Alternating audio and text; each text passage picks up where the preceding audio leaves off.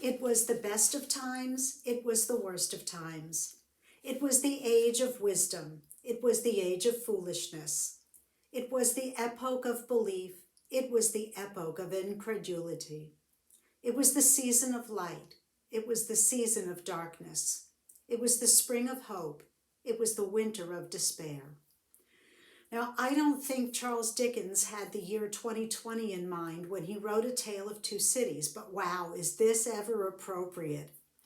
Now, before you roll your eyes at the idea that 2020 might have been the best of times, stop and think for a moment.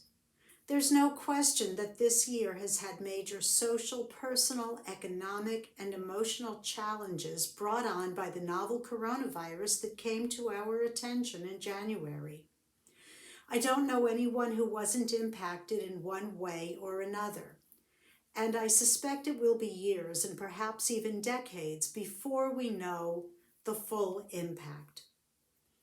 Since March, we've seen the wisdom and foolishness of people and communities when it came to mask wearing, gathering, and social distancing.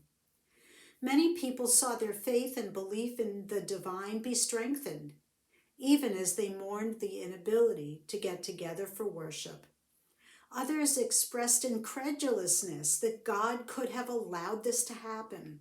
Many are experiencing both. We've learned a lot during this time, and I believe we've become more resilient than we were before.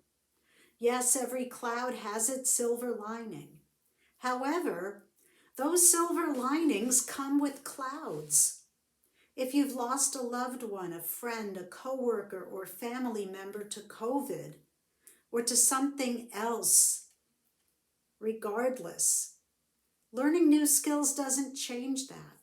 There's still grief, anger, and all of the other emotions that go along with them. I hope and pray that those who are bereaved will find comfort and support as time goes on.